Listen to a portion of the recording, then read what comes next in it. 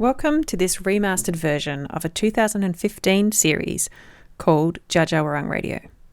This series was made possible by a community grant from the Mount Alexander Shire Council, created for MAINfm to be aired as short 5 to 10 minute segments to highlight and celebrate local Indigenous culture past and present.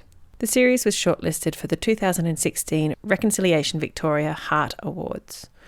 For ease of listening, we've edited them together into 30 to 40 minute episodes and have linked episodes by theme rather than representing the order that they were originally broadcast in. So every time you hear the didgeridoo, you'll know it's the beginning or the end of an episode. We hope you enjoy it.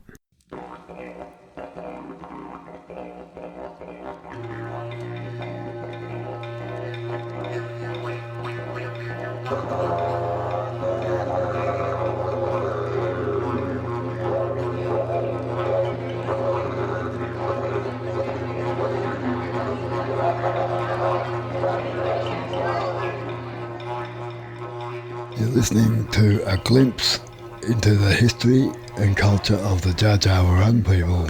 Presented by Uncle Rick Nelson and Ali Hanley. We've got Bill Davies in the studio with us today, and he's going to have a chat to us about some things he's been researching about pre-colonial Aboriginal life here in central Victoria. He's a Castlemaine man and has been looking into the history of Aboriginal life for some years now. Bill, hello, welcome. Thank you. Tell us how you got started in researching these sorts of things. I've always been very interested in history of all sorts, and I did a course at La Trobe University 16 years ago, and ended up doing a course on Aborigines in central Victoria, and I loved it. And it was to do with, it was on country, getting your feet on the ground and going and actually looking for rock pools, rock wells, artefacts, whatever can be found that's still out there. And it's stunning what is still out there.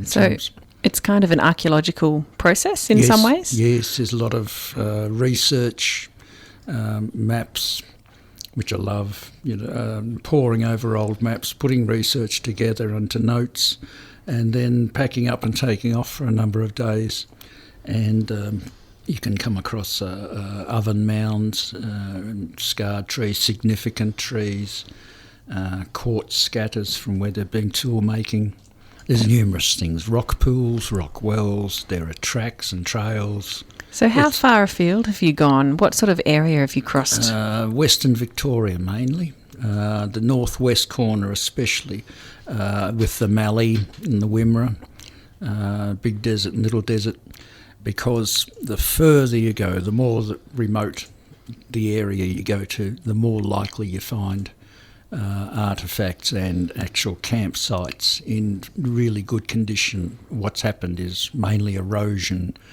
If you come back further down into central Victoria, you get a lot of interference from agriculture and tourism, camping, things like along the Murray River. It's very difficult to find things there. But if you're out in the Mallee, you can come across wonderful things. And it's not all desert. There's beautiful bush, but it is drying out. And there are water holes, there are soaks, there are springs. So tell us a little bit about, we all know central Victoria is a very dry place, especially through summer, and it's hard to imagine, especially further north than Bendigo, it's hard to imagine living there. It gets really dry and dusty quite quickly. How did the local Indigenous people Well, I imagine considering a summer like ours now, if your springs and soaks are drying up, the water holes and the wells that are around us, especially out the Kayura ranges, they'll be drying out now, and the Kooris would gravitate more towards more permanent water holes along streams and creeks and wetlands, any wetlands, swamps, etc. And of course they would know that these are they're ephemeral. You're eventually, the longer and hotter the summer, the further you're going to have to go to find water. I've just been down around Vaughan Springs, and there's Here we are in December, there's a magnificent waterhole there, stretch of water, but give it another month or so without any significant rain and that will dry up too. So then it's a matter of probably digging in the riverbed itself to find the watercourse that's still possibly flowing down below ground level, or you may get into a pocket of water that way. Of course, Bill, the countryside would have been a lot different 200 plus years ago, wouldn't it? Yes. There's quite a strong feeling that when the mallee was cleared back in the 30s, it altered the whole biodiversity of the place. The ecosystem. A lot of the springs and wells went dry and they haven't come back. And they think that was to do with and it's only 60, 70 years ago. But they said that dried out, and this is Masola in 1960, only 30 years after they cleared the mallee. And he said he feels that there should have been a lot more water resources available, but they have just gone, and probably gone forever. Yeah, so seems like clearing the land has had devastating effects all over in the goldfields. So thanks, Bill, and we'll try to get you in a few more times perhaps and yarn to you some more. Thank you too. This morning we've got Bill Davies in with us, talking to us about some artefacts and indications of life, how life was lived before white people came to Australia. And Bill, today we thought we'd ask you about scar trees. Okay, the favourite scar tree, or the favourite tree in central Victoria, we've got box ironbark here, is the box tree. It's a very light, flexible bark that can be shaped and moulded over fire. You can take a whole strip off a trunk for canoe.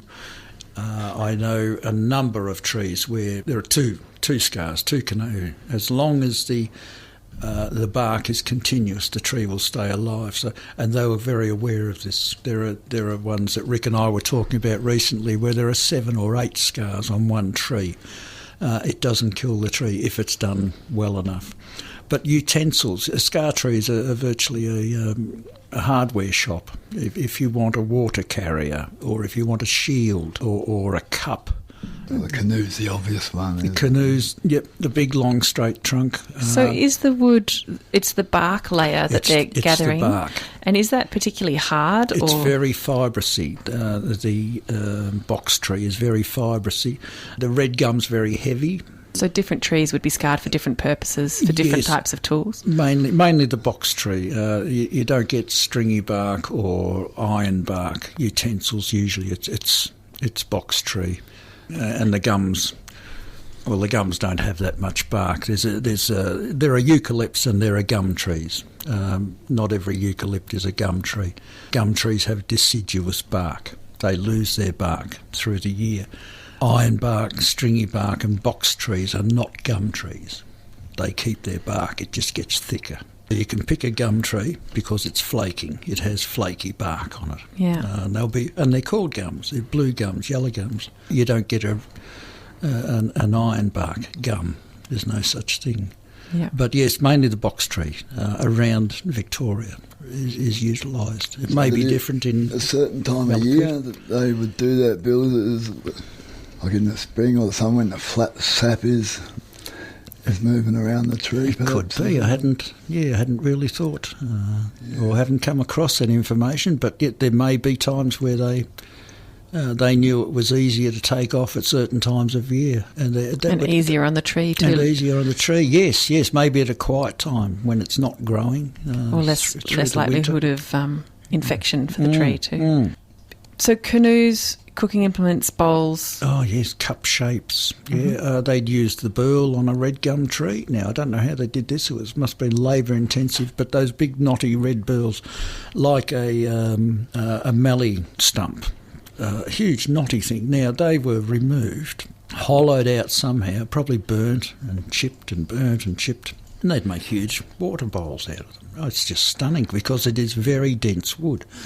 How that was done, I don't know. Just patience. There are angles. There's, say, an elbow on a branch. If you took the bark off that elbow, you've got a cup in your hand. There's a log that I know about in Big Lake Bort.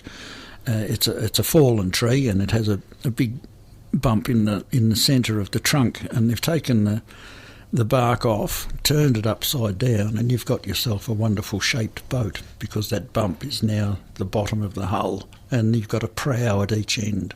So it was this wonderful working of the bark and taking it off for particular purposes. And was it treated in a particular way after it was taken off the tree, or was it pretty ready to use? I'd say it's pretty ready to use. There was shaping was certainly done on canoes. There was certainly shape it to be able to bend it up and form the prow at each end. Sometimes usually with fire, I think, hold it over the fire and stuff. Yeah, and it's an interesting bark when you look closely at it. It's very matted. But is it actually the bark, Bill, or because bark gets waterlogged and soak and sinks, if you put it in the river long enough. Well, I thought it was the cambium wood, which is a fine layer of wood in between the bark and the hardwood. Just underneath there. They were actually taking. Yeah. Okay, right. Yeah. Well, I haven't seen a complete one. And like that, they're just not around that I know of. There's one I've seen up at Echuca. It's preserved at the Dania Centre, and it's red gum. A red gum canoe, and it looks to me as though it would just go straight to the bottom. It is just so thick and heavy, but it probably did float. It's all a matter of water displacement. But I've heard stories of the Indigenous people ferrying goods across the river for people. Yep. One stage even they ferried a piano across the river on a bark canoe. Excellent. That's amazing. Just out of Eddington. Pianos are heavy. Yeah. Oh, they may have made an outrigger or a raft or put a few of them together. No, they just haven't survived. This is it. A lot of the artefacts are organic. So axe handles, boomerangs, spears, some of those have survived, and very luckily, probably because they've been preserved in someone's house. But a lot of the things, canoes, they must have rotted away years and years ago. I know of one that was found. It's a very sad story up in the Bort area. Some farm workers found a canoe buried in sand, and they didn't know what to do with it, so they burnt it. Oh, no. Yeah. Oh, what a shame. Just stunning, absolutely stunning ignorance and fear. Really? This is only 15 years ago or so. Yeah. They found a complete canoe buried in the sand. Why do you think they were afraid? I think they're worried about guilt, I suppose, just from the past. They don't want to be reminded that their family hasn't owned their property forever. You keep going back and saying, okay, where did your father get it from, and where did he get it from, and eventually the eyes glaze over. The switchboard stain, you can flash red. Yes, and I think they're worried about, there's still this fear about land rights, that if an artefact is found, that they'll lose their land. And I know of instances, a number of instances, one's down at Franklin Ford, where there was a stone arrangement in a paddock. And it was identified. The farmer was notified and said, we'll come back. We just want to help you fence it and keep it away, keep your stock away so it doesn't get damaged. And when they came back, he'd removed it. He'd destroyed it. There is fear like that, which is just unfounded. What a shame. Yes, there's fear and I think just embarrassment in lots of other ways. There's great denial. You can come up sheer ignorance. You can come up against some real brick walls if you knock on some doors and ask to have a look around. And, Well, you've been asking around for some time now. How many years have you been researching into? About 15, 16 years with the Aborigines there. But as I say, there's always been an interest in history. As a kid, didn't matter. And I mean, you move into Castlemaine and of course it's just full-on gold. Everything's about the gold. Everything's about gold. Well, it's also interesting to know that there's Aboriginal artefacts right around us. You only have to walk out the door and go down the local creek and you'll find, not far away, here's our expedition pass, there's a scar tree there. Some at Guildford. Yeah. All right, well, thanks, Bill, for coming in and having another chat to us. It's a pleasure. we're here today again with Bill Davies, a Castlemaine local man who's interested in Indigenous culture and stuff. And today we thought we might touch on some oven mounds, Bill. You found a few of those. Oven mounds are stunning. They are around central Victoria, but again, it's agriculture and just usage from tourists, etc., that they get damaged, or they're not even recognised. People don't actually recognise them for what they are when they see them or come across them. So what do they look like, Bill? Oven mounds along the Murray. There is a stunning section between Naya and Tooleybuck around Woodwood. There are massive groups. That's about 7 or 8 kilometres, and there are 12 huge groups of oven mounds, and it's the residue of a build-up of ash and soil and charcoal. And along the Murray up there, they can be 30 metres or more in diameter. That's over 100 feet, and it shows a very extensive usage over a long period of time. There are oven mounds down closer towards central Victoria, and they may be 2 to 3 metres in diameter. There are some up around Bort that are again up around the 20 to 30 metre, and up near the Terrick National Park. And do they just look like a little hill? They are, yes, a mound. They could look like a compost heap. And there would be fires lit in them. Now, they're mainly ash and charcoal and some dirt, but there will be remnants in there. There will be bones. There will be mussel shells. A big giveaway if you're walking along is the colour of the oven mound it's like a pencil lead grey because of the ash and charcoal. It certainly stands out from the surrounding yellow or reddish soils. Also, the rabbits love them because they're easy to dig. And because of the ash and charcoal content, they're very well insulated so that they can stay a similar temperature all through year. So a 20 or 30 metre oven, Bill, that would feed quite a lot of people. That's a huge amount. And there may be a number of fires in that one mound, along there. Some of them may be actual ovens themselves where the food is put in with clay balls that are heat retainers that will cook over a couple of hours. Others would be surface campfires like we use when we go bushwalking or cooking when you're camping, and on that would be other food of other sorts. But it's just the incredible amount of time that has elapsed, and the number of people and the number of meals. And so are there estimations of how long Indigenous people would use the same oven mounds? Like, do they stay in the same, like year after year they'd come back to the same campsite and use the same mounds? Yes, this is how they grow, I gather. Help answer that. Yeah, We've done an archaeological dig on one on the edge of Lake Bort. The charcoal came back 2,200, 700 and 200 years old. So wow. It's possibly been using that oven for 2,000 years. Yeah. That's amazing. There's one up near outside Mildura at Merbean. It's estimated 15,000 year old. 15,000 year oven mound. That's amazing, isn't it? And this is only, we're talking, it could be 50,000 years there maybe, but floods, all sorts of just erosion. Wash away. Will wash them away eventually. There is a theory, and I know I've got a picture of one, that they were used for burials. An oven mound could be used for a burial, then they would go off and start another one. Particularly in this granite country where it's so hard to dig with a stick. Yes. That would be ideal, wouldn't it? Find an old oven. Up along the Murray, it's quite common, apparently, that there are burials in the tops of oven mounds. Yeah. Also, the flood levels.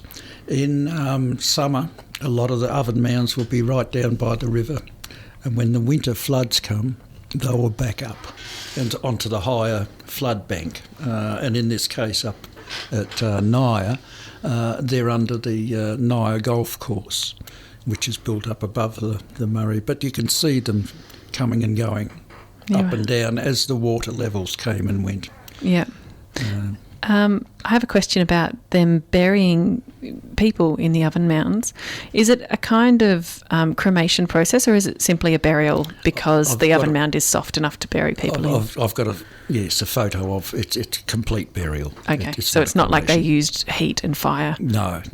But it varies. That varies all over the countryside. There are so many different forms of burial. Some were up on raised shelters. Some of them were actually smoked.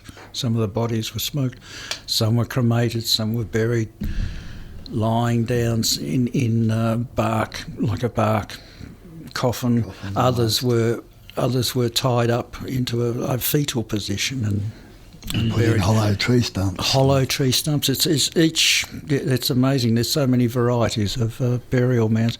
There's Major Mitchell did a terrific drawing up along the Murray River of actually like a cemetery where there are tumuli, small rounded mounds on the graves. The trees have been carved, the bark's been stripped off, the trees have been, and there are paths going amongst all the graves there. They're extensive. There's 2 extensive burial mounds I know of up at Bort. But they're not distinguished by anything at the moment because the agriculture and farming practices that's how they discovered them too. Yeah, they were digging up the earth and found the bones.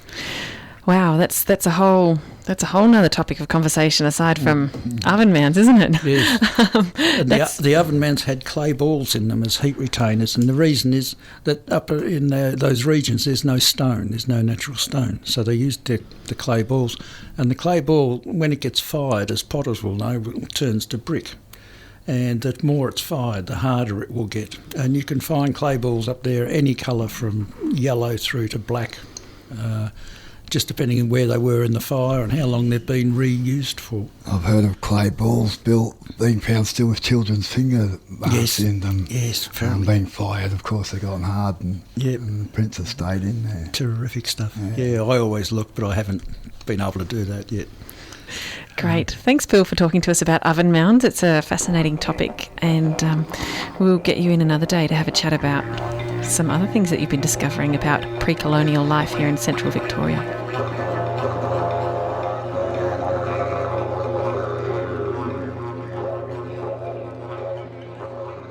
We're talking to Bill Davies this morning, and you spent most of last winter, I believe, working on some maps and looking at trade routes for the local Indigenous people. Can you tell us a bit about that, Bill? I was looking at specifically in northwestern Victoria. There are trade routes leading across the countryside. There's at the very end of the Wimmera River, you go to Lake Hindmarsh, Lake Elbacutcha, and then you come to Lake Wirrungren. And that was a huge meeting place for umpteen, hundreds, possibly thousands of Aborigines. It was like a bachelor and spinster ball. People wanted to meet each other. You had to keep the bloodlines clear. So people came from the Murray, the Darling, the Loddon. They came from the Grampians, and they followed the Wimmera River and various trackways across Western Victoria into Lake Wirrungren, where there are huge mounds apparently that can be seen of emu eggs, malleefowl eggs, fish and bird bones, and these were initiation ceremonies would happen. So it indicates, the size of these mounds indicates a very large gathering of people who would have been festival-like, really. Oh, very much so. Yeah, there'd be corroborees. Arranged marriages. Yes, of course. Yes. And also as trade routes, going back to the trade routes, everybody would bring something because they wanted something that came from another area. It might be particular reeds that made spears, and the people from down this way would take up greenstone axe blanks and other things as well. There may be possum skins. There'd be a lot of trading going on for things that aren't available in your area. I have heard, and correct me if I'm wrong, that people would travel from as far as Western Australia over to central Victoria to get white ochres or white clays. Wow. Or particular things. I might be making There things are up. pipe clays. But it just shows how extensive the trade actually went. Oh, right into South Australia, there was patchouli, which was a narcotic that was highly prized, and there are tracks and trails into South Australia because it only comes from a particular place in South Australia, but it was traded over this way for whatever, I don't know. Whatever they didn't have. We know the greenstone's been found into South Australia and New South Wales up to 700 k's away or so. There we go. So there's big trade routes going on. So tell us what you've drawn a map of some of the local areas, and you've got sort of campsites that indicate the route. Yes. Yeah. You can find those campsites too. If you go, it may only be a scar tree now, but if you're lucky enough, there will be oven mound or an oven mound, and they'll be in groups. This is the lovely thing is that you may find an oven mound on one side of a creek. When you go over the other side and have a look, there'll be a couple more. If you look further around, you may find scar trees, significant trees like grafted ring trees, quartz scatter sites. Should also be apparent if you're lucky enough. You can find virtually a complete home. So a lot of these things, unless you know what to look for, you would just walk past and not take any notice of, really. Yeah, I don't know how many years I've walked past things that were just right there in front of me. You just don't recognise them. It's like looking for orchids. Unless you know what you're looking for, native orchids. Once you see one, though, you see them everywhere. And it's the same with these things. I don't know how many years I've been walking past lots of things looking for something else. And now I feel like going back and retracking everything, because I used to live over near the Grampians. And I looked at Aboriginal stone art over there, or rock art, but heaven knows what else was there that I just walked straight past because I didn't realise, didn't recognise. It takes a bit of feet on ground. Welcome. We've got Bill Davies with us again today. Bill's been popping in regularly to talk to us about cultural heritage things in Victoria, northwest Victoria and central Victoria. How are you, Bill? Well, thank you very much, Rick. That's good. Pleased to be back. You've found evidence of stone scatters and stuff around? There is in this central Victoria. We're lucky to have granite, which we'll have, and gold country. So you have quartz veins and quartz reefs, and quartz is stunning. It has something like the grain of quartz is 6 times finer than stainless steel. So a little knife made from quartz is 6 times sharper than a surgeon's scalpel. It is extremely sharp. It's amazing. Extremely. A very fine grained stone. And another indication of a campsite will be a quartz scatter, and it means that somebody's been there napping, it's called, napping away at a core block and striking the core in a particular way, and that a flake will come off that can be used as either a small little blade for maybe taking the skin from a possum, slicing very quickly. They could be the points on spears. Shaving tools for their spears. Yes, certainly, yes, for carving. It's such a stunning, versatile... For carving wood, you mean? Yes, for putting points on spears, or the women would put points on digging sticks for digging out murnong. Quartz is pretty versatile and readily available in central Victoria, but of course as you go further north you run out. But it may have been something that was traded. So you may find quartz scatters up along the Murray River where there's no quartz or natural quartz.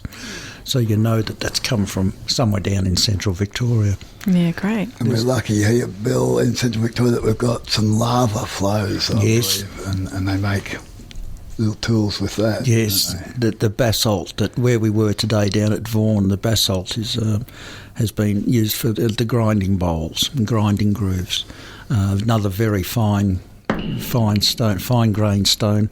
That so it's quite hard. Oh, as very, well. very. And these grinding grooves, they could be 2 to 3 inches deep, these bowls. So they've been there and been used for So what countless would they? meals. So they would grind grains and herbs. Grinding grain on those ones and maybe making a damper. And there are other ones nearby where there are axe grinding grooves where you can easily see the action. So it's like a knife sharpener. Yes, because that's it. They're not sharpening the whole blank. When they talk about a blank, it's like an axe blade. Yeah. It's only the edge that is worked. Otherwise, it's just too hard. The greenstone's 500 million year old volcanic, and it's extremely hard. And So when it's polished up, it looks like marble. Absolutely beautiful. So it's not jade. No, Greenstone? No, greenstone. This is I've forgotten the geographical term for it, but it's lava. It's very old basalt. Wow. There's a ridge that runs from Mount William near Lancefield, the Colbanaban Range, and it runs all the way up to Rochester. And it's a range that's up above the surrounding countryside because it is so hard, and it's greenstone. The whole lot is greenstone.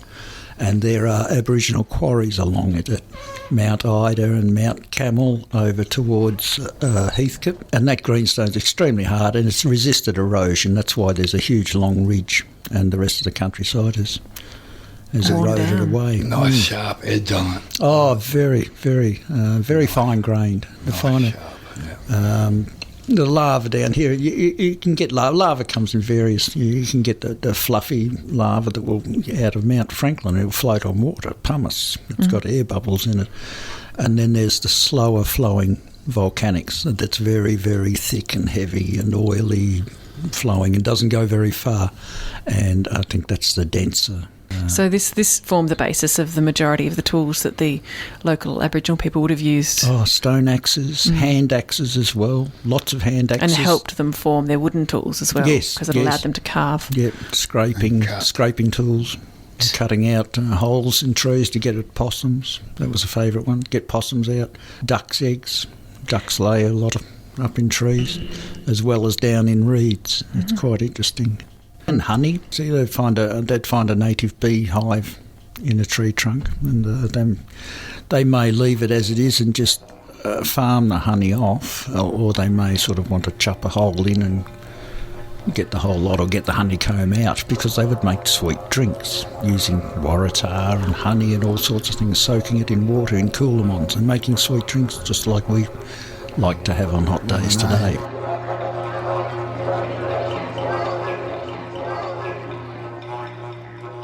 You're listening to a glimpse into the history and culture of the Dja Dja Wurrung people. Presented by Uncle Rick Nelson and Ali Hanley.